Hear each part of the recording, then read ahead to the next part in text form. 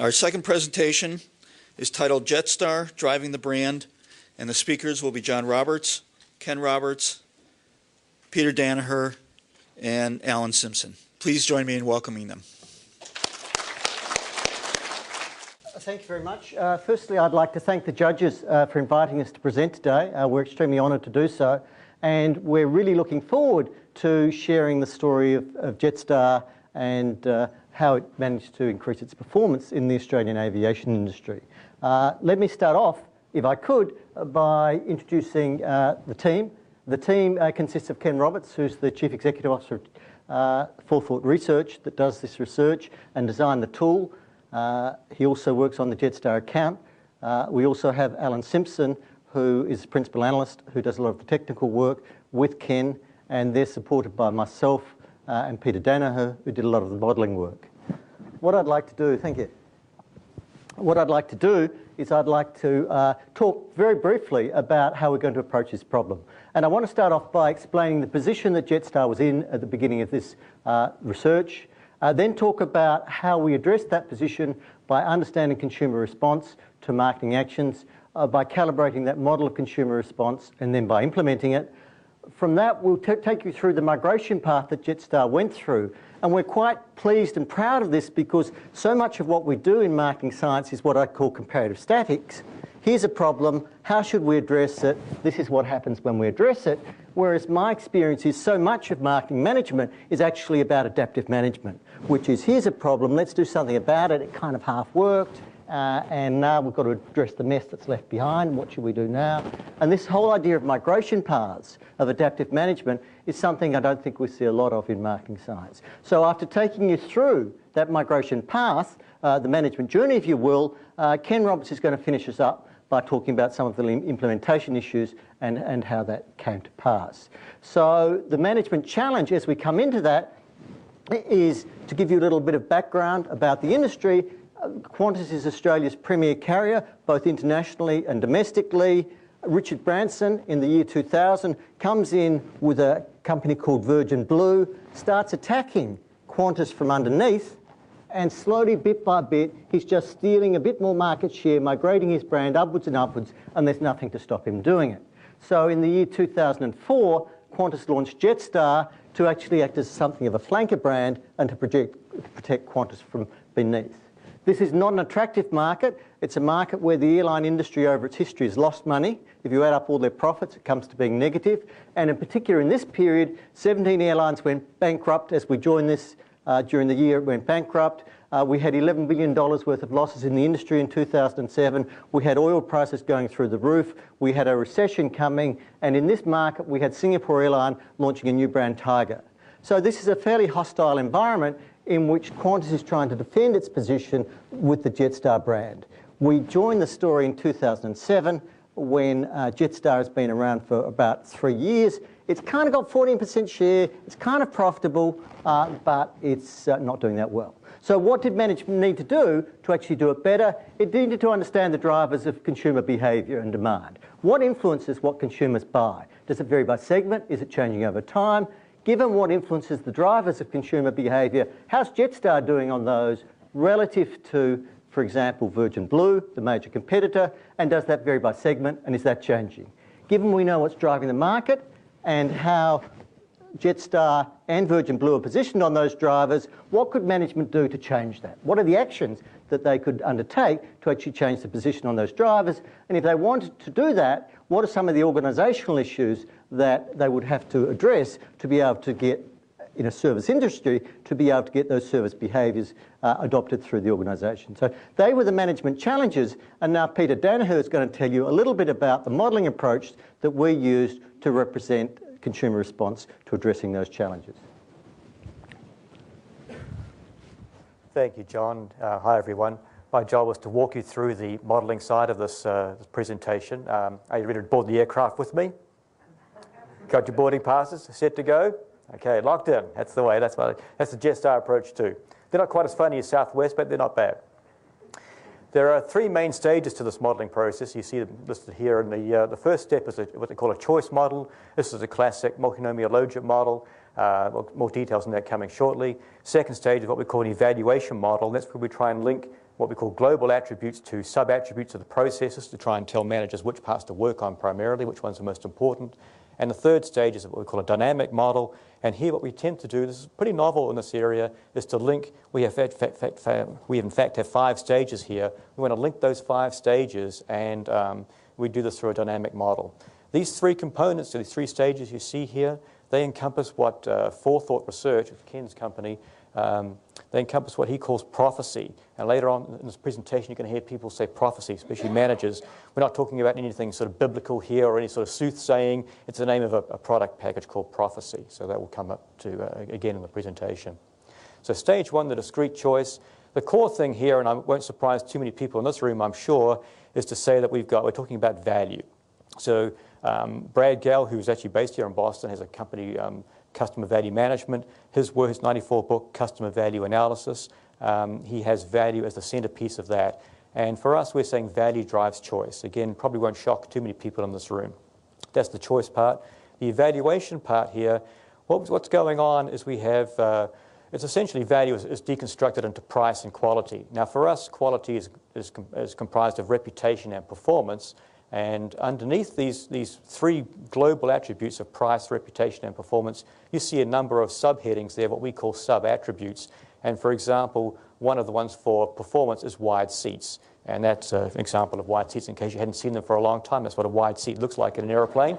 And so for example, what we're trying to do here is to say, it's all very fine to tell a company like Jetstar, you say, look, well, people care about price, but they want to know specifically what do we care about price. Do we care about the cheap prices, the deals, the discounts, that kind of thing? Within performance, do we care about how close your airport is to my house? You know, how wide are the seats, etc. These are the key drivers that enable managers to actually lock on to what matters and get it going for the firm. This is a marketing science conference, sub-conference, so we need to have some formulas somewhere. I was advised to reduce Greek, but I wasn't able to do it. This is the best I could do. We have one or 2 formulas, and here's this one here, in honor of John Little, is the multinomial logit model. Thank you, John. And that won't surprise anyone, but the key thing here is, as our utility measure, you see here I've abbreviated performance, reputation, and price. And those are what we call our global attributes. Kind of in the hierarchy, this is stage 1 of the hierarchy, the top of the tree. Well, the top of the tree for us is value. Underneath that, these 3 key global attributes. And reputation and price for us are what would normally be called quality.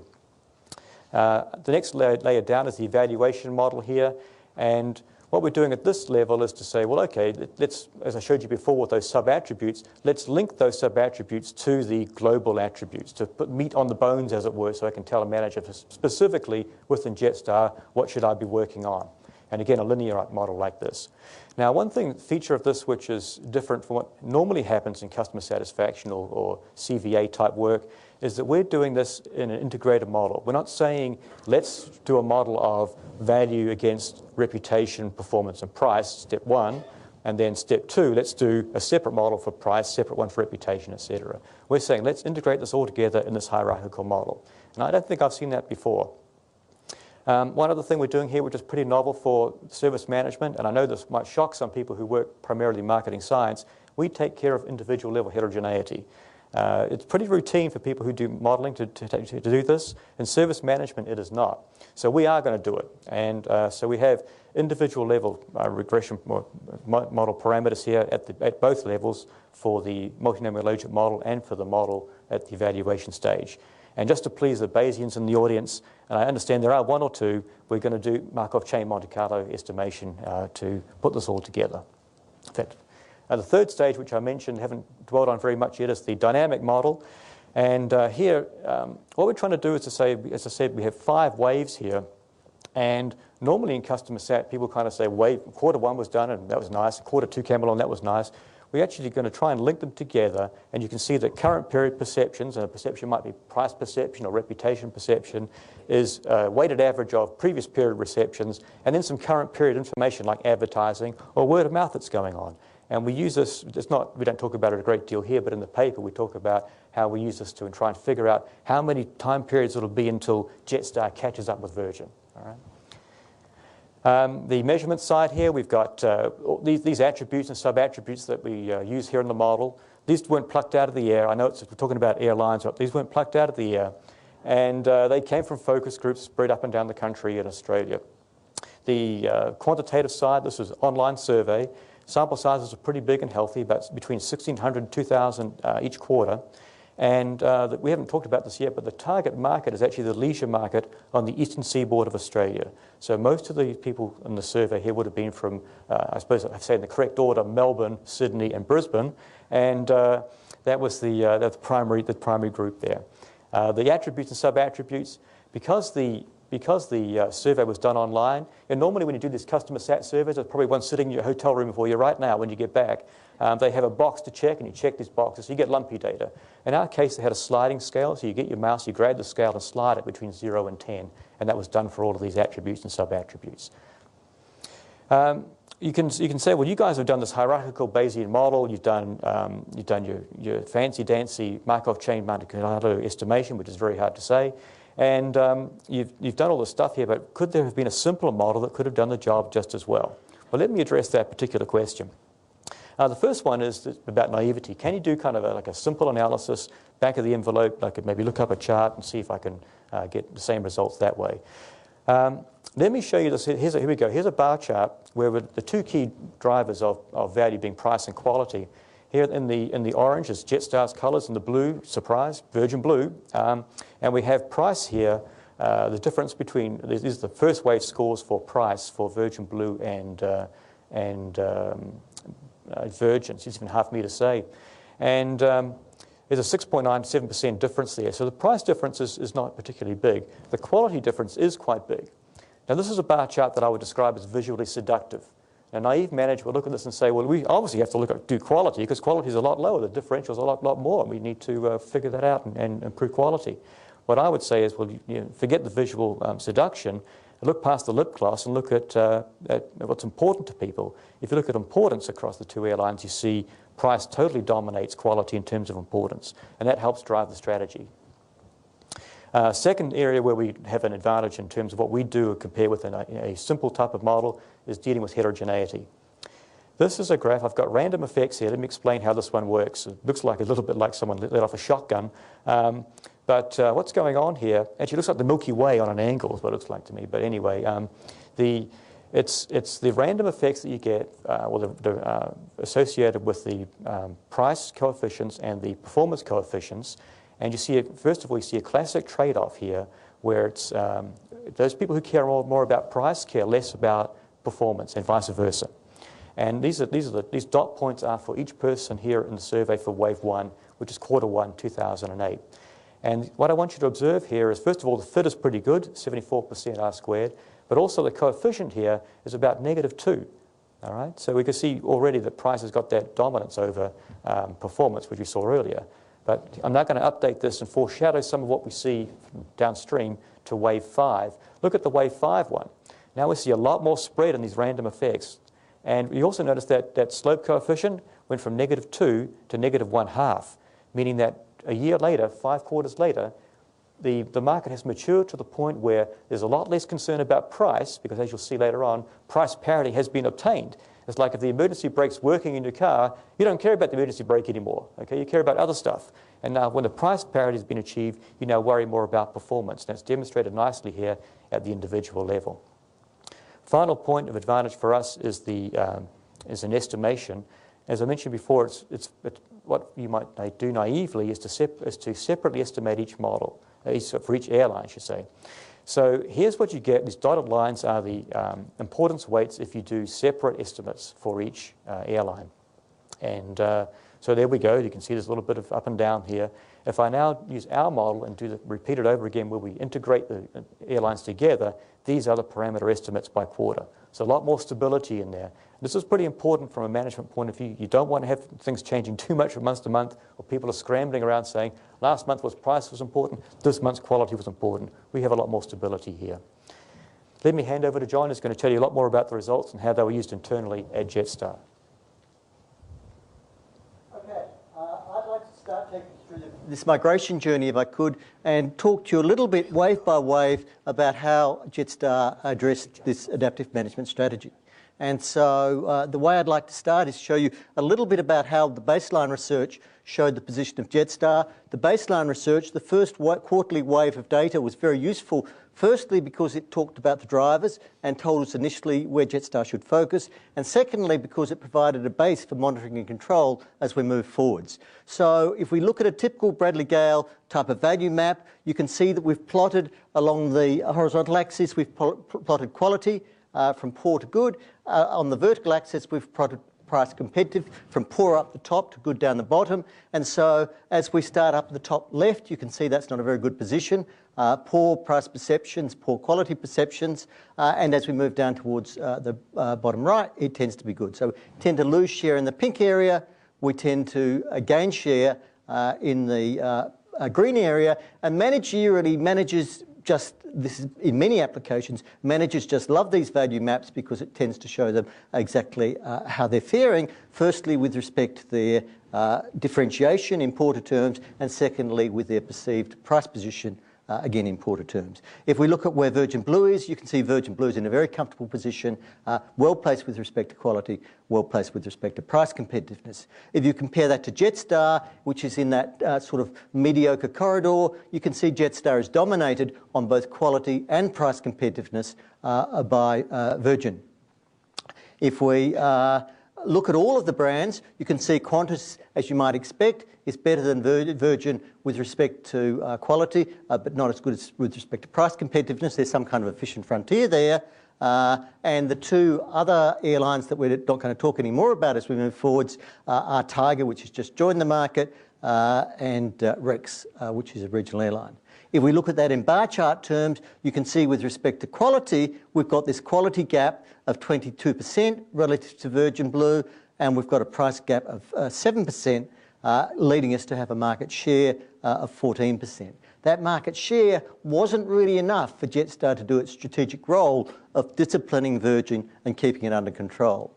So the first intervention that Jetstar undertook was primarily a price intervention, but had a little bit of quality aspect to it as well. So this is the price message that Jetstar used to try and communicate to the market, you know, we really are price competitive.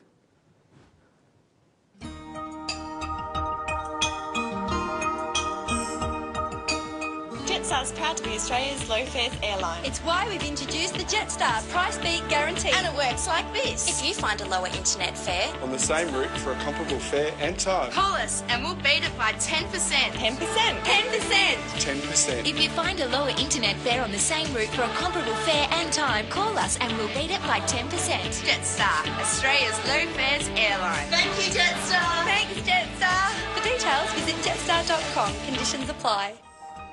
Now, I'm going to test you later to see whether you remember how much difference there was. But that was a very simple, powerful message, which is we won't be beaten on price. Be honest, they were beaten on price lots of times, but the number of people who claimed the 10% wasn't a lot. And you'll see in a second what that does to perception. At the same time, there were lots and lots of management actions that they were trying on quality.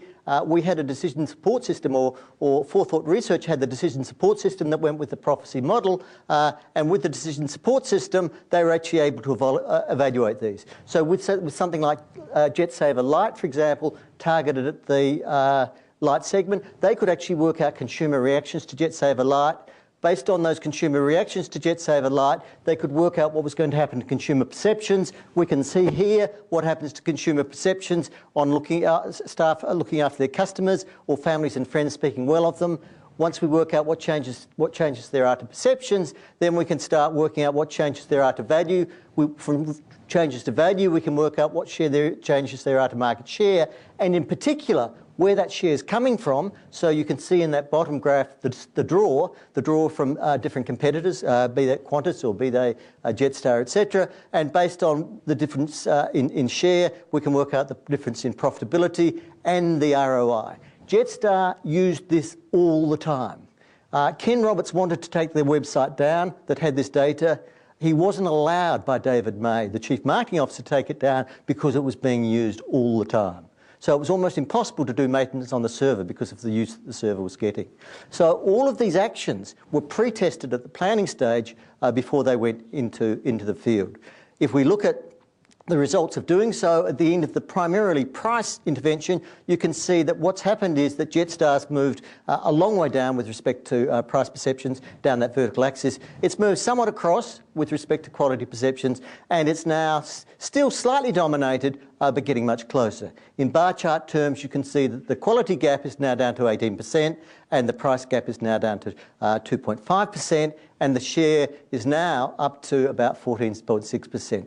If that doesn't look like much of a share gain, every share point in this market is worth $35 million, and most of that flows to the bottom line. And so in terms of sheer financial benefits, that was fairly large. In terms of actually beginning to curtail the degrees of freedom that Virgin had, it was also extremely important strategically. Having got to pretty close to price parity, Jetstar didn't want to be a price leader. They wanted to actually have price parity. They now decided to move on to focused differentiation. What did they mean by focused differentiation? They meant they wanted to win in particular places. If they're going to be a low-cost airline, they don't want to win everywhere. So now they want to introduce quality where the criteria are, we want to introduce quality where it doesn't cost us too much, because we're a low-cost carrier. We want to introduce quality, extra quality, where it doesn't cannibalise the parent brand Qantas, and we want to introduce quality where it hurts Virgin Blue the most. Now, because we've got this hierarchical Bayes heterogeneity in the model, we can actually see where we're winning. And so we now start introducing quality, and we now start talking not only about price, but also about the quality of service that goes with that. We call that low fares and good times.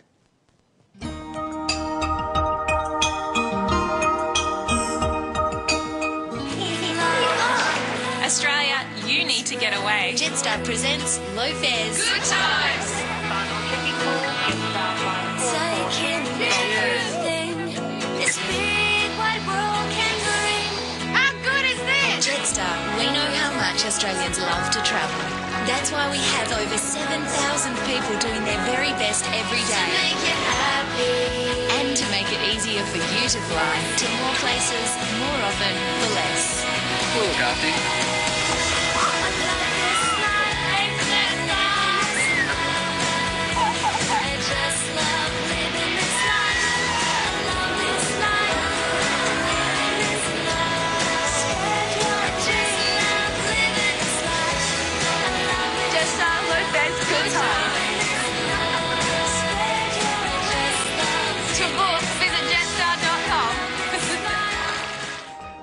You noticed there was more in that advertisement than just prices. And so now that was talking the talk, where they also had to start moving on to walking the walk. They did a lot of subsidiary market research. One of the things I like about this model and measurement methodology is that it's very easy for a plug and play. So they found that consumer expectations and perceptions were different to staff behaviour and perceptions. And they actually had some beautiful dyadic research where they looked at what customers felt about their experience, and they looked at what staff thought about exactly the same experience. And the staff thought it was great. It was fine. We did the job. Ticked the box. And the customers were really, if I could use an Australian expression, pissed off about the... that was for Mark. The customers weren't happy with the experience they got. So the market research identified the areas of problem, and that's the value discovery or lack of value discovery, and then the value delivery. They had an end-to-end corridor, which they called the customer corridor, right from the beginning of search, right to the end of arrival and at post-arrival complaint resolution, where they looked at the customer satisfaction in each one, which of course made it very actionable, to work out exactly where the service levels were going. What was the result of doing that? You can see the improvement is continual and gradual. It's moving closer towards Virgin Blue. Jetstar's moving close towards Virgin Blue. The quality gap is now down to 15.5%. The price gap's about the same, and share is now slowly beginning to creep up. This was working so well, and it looks as though it's going to continue working, and in fact it did continue working, that the next phase was consolidation. Virgin Blue doesn't seem to be able to do anything about its continuing loss of share, its continuing loss of relative position, and so let's keep on doing more of the same because it's working. What happened to the price gap? There are a number of different price variables, but on this price variable you can see the grey area is the perceived price gap, and you can see by wave 5 the price gap disappears. And so the Chief Marketing Officer of Virgin was walking around with a 6 foot by 3 foot placard which was saying Jetstar the price leader. Does this matter? In the low-cost carrier market, this is a stunning position to have achieved. Now Qantas has really got the flanker brand they need, which is perceived as the price leader, and Virgin's got a real problem because it now truly is squeezed. By the end of Wave 5, where does that end us up? You can see by the end of Wave 5, Jetstar is beginning to bump up against Virgin Blue. These are on the global attributes. These are on the total. On the focused differentiation, the picture actually is a lot more optimistic than this on the target segment. And so now we've got Qantas with a very, very viable brand to attack Virgin Blue. And the quality gap is now down to 12.2%.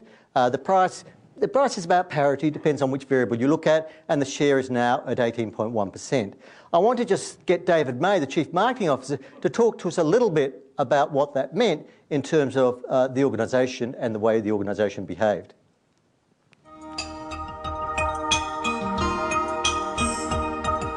Like any organisation, we've spent hundreds and hundreds of thousands of dollars on research over time. We've been in business 5 years. We used to track brand equity, awareness of advertising, understanding of advertising, customer sat, all of those kind of things. But until we really engaged in this program and prophecy and how our customer experience corridor works, we've never really before had, at one level, a research strategy that's been thoroughly stapled together from a whole of market view down to a customer experience view and understanding how all those things interplay.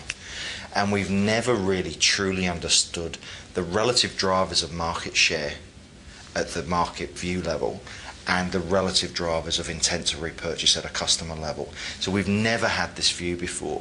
And investing in this research and having the methodology that sits underneath prophecy and our customer experience piece has enabled us to really drive a strategy both at an advertising and marketing level and a whole of business measurement and behavioural level that's really helped us change our business and changed what we offer to customers and what we deliver to customers.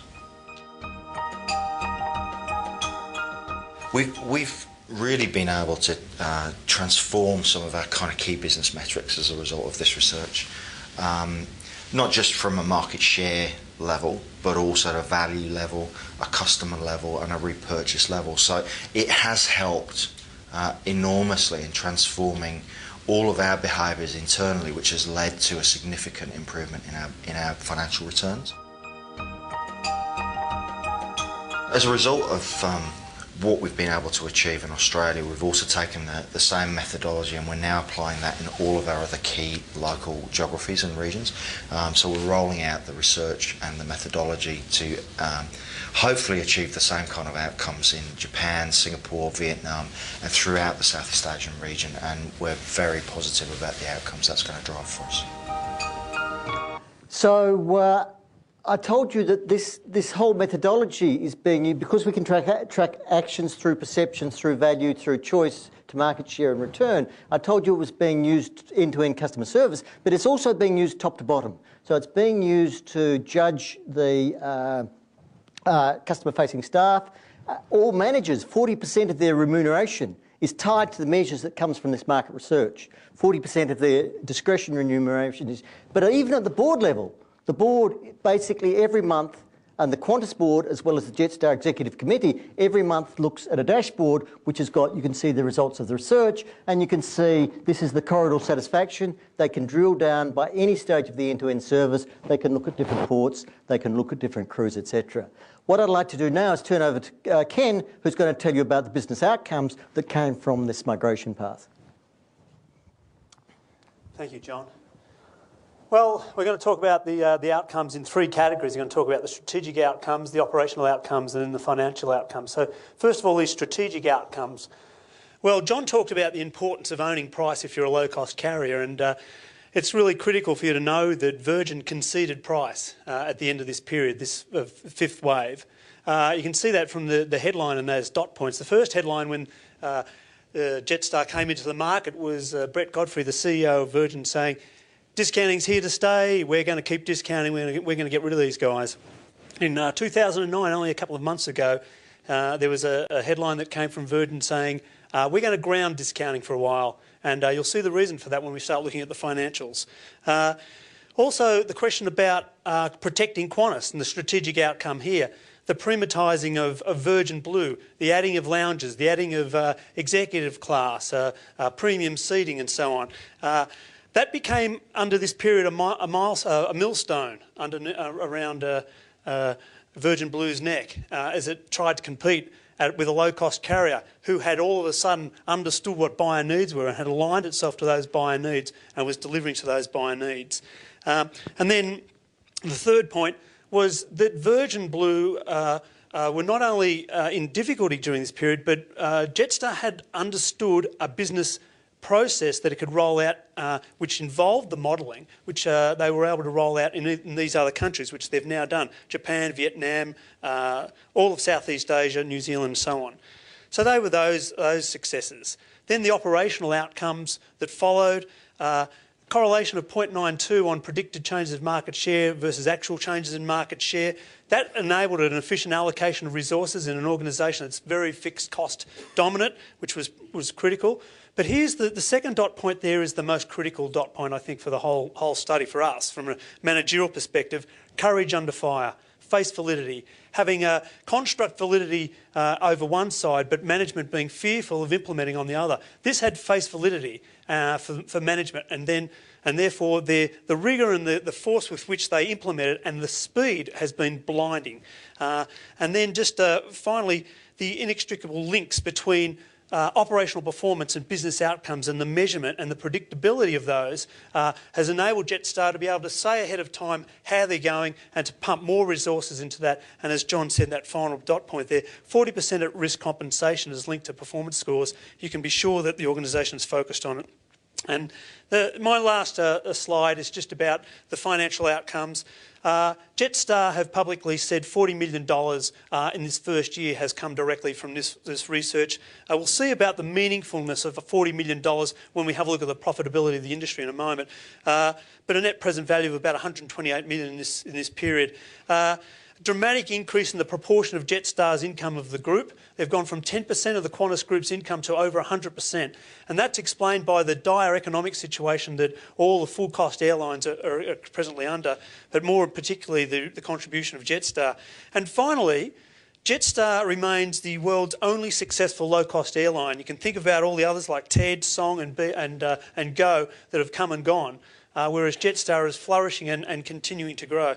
So just here's the sort of capstone slide, perhaps, of the economic performance. These are publicly listed companies, so this is their actual performance.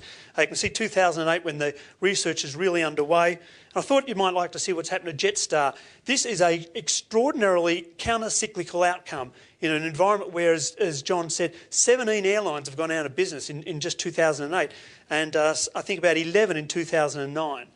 An incredibly counter-cyclical result. And then when you take that $40 million that they ascribe to the performance, to the increase in performance, you can see the meaningfulness of that result.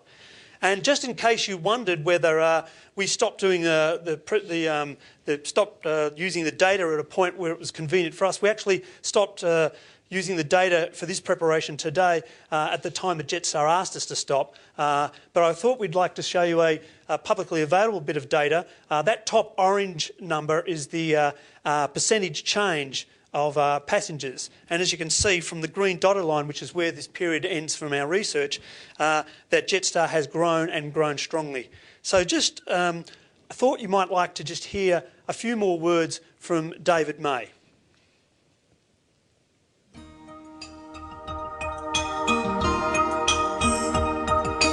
I think the key difference here is you've seen an organisation that has completely embraced the research.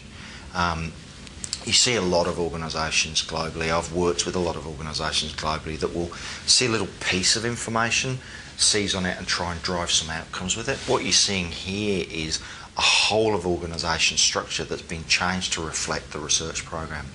We've taken the key drivers from prophecy to feed product innovation to drive marketing communication and insight from customers and what they value to the front end design piece. But it's being tracked all the way through from our board level monitoring of how we're tracking against the key drivers, from training through cultural change and behavioural change. This research program that we've embraced has been a whole of organisation piece, and that's why the results have been so significant. On behalf of the team, I'd thank you very much for the opportunity to show us our work. Thank you.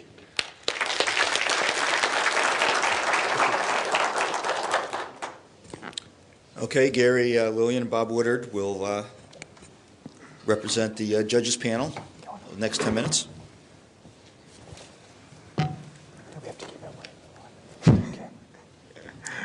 I think a terrific presentation, guys.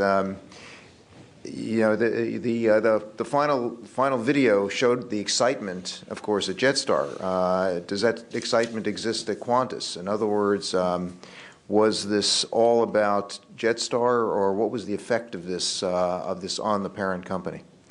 I think it's useful to address that question by starting with the strategy, looking at the planning, and then looking at the monitoring and control. So at the strategic level, Jetstar was set up to actually act as a flanker brand and protect Qantas from below, but it also had the imperative to make money.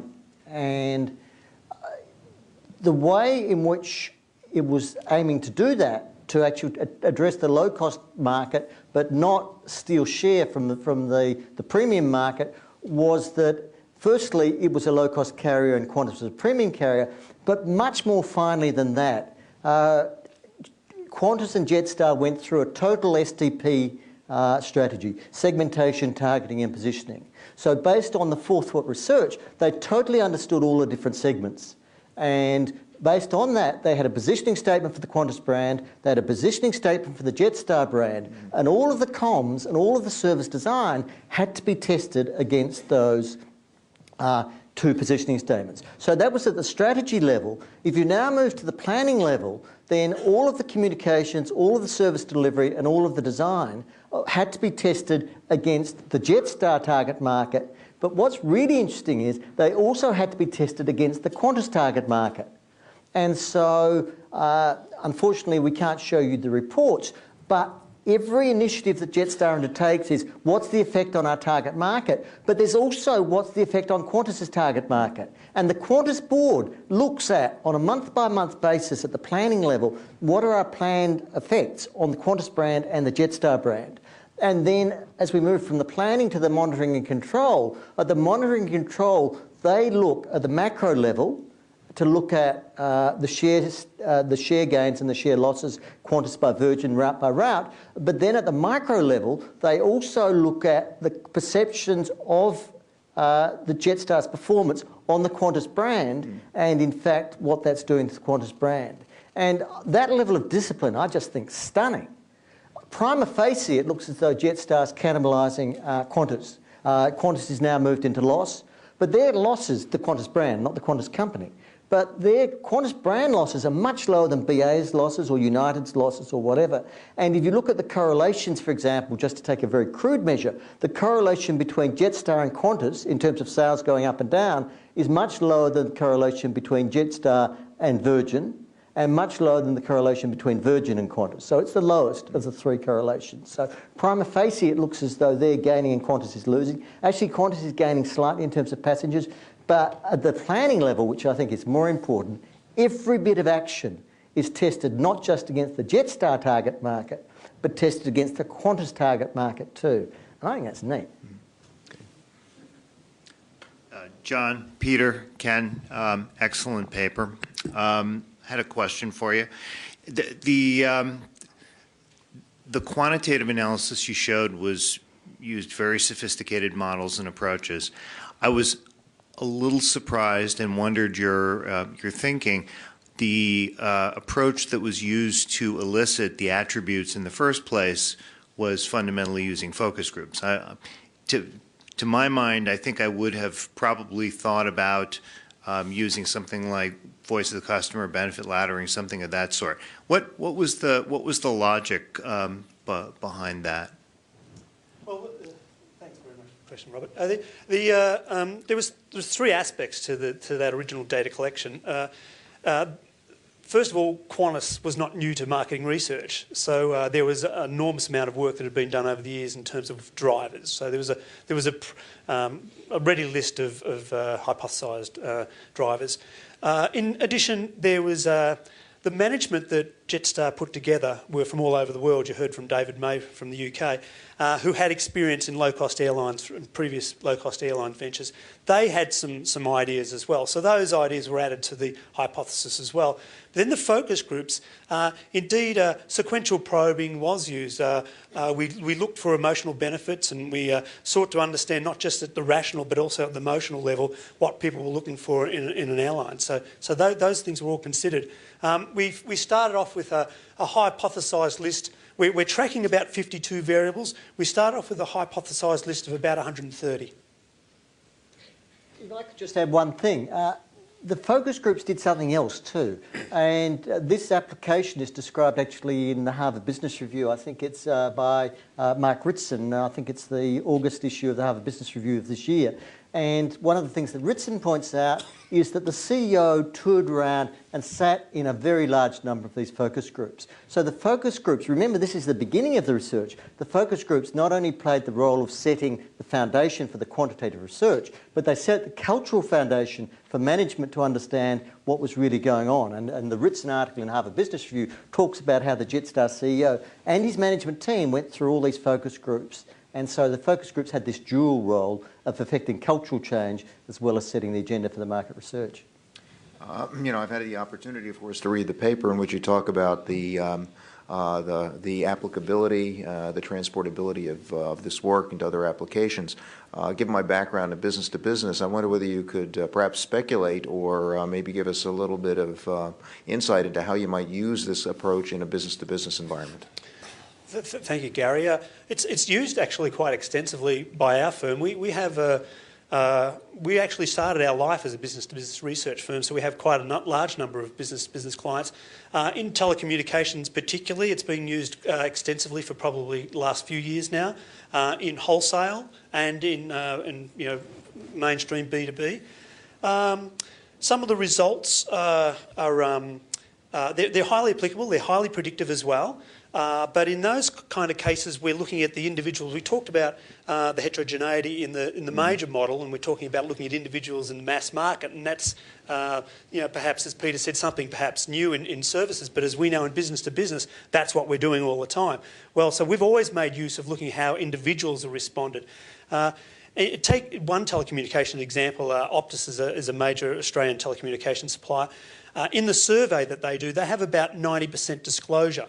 So they're able to look at the overall position, have a look at the primary drivers of market share, but they're also able to interrogate the data down to the individual through a database and actually look at how individuals are planning to make their decisions and compare that and contrast it. So that's one application. Okay, good.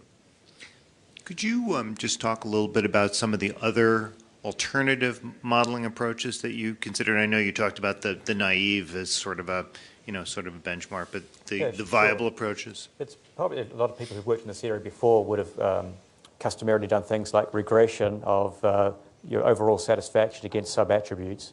And we did that also, Bob. I mean, it's a way of validating things. And for example, even using the stats package, SAS was able to do things like regress value without doing the choice model on the global attributes, and got very, very similar results. The good thing about our particular situation is we have 2 observations per person, which is why we can get, or how we can get the individual level heterogeneity estimated.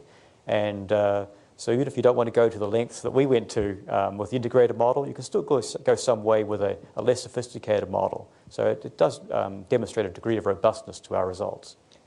The thing, I guess, is that whatever you do, this is an application where you better have heterogeneity in your model, because what you're doing to your target market is important, but what you're doing to Qantas's target market is probably also comparably important. And so if you don't have heterogeneity, it's going to be very hard to explain the effect of management actions on different segments.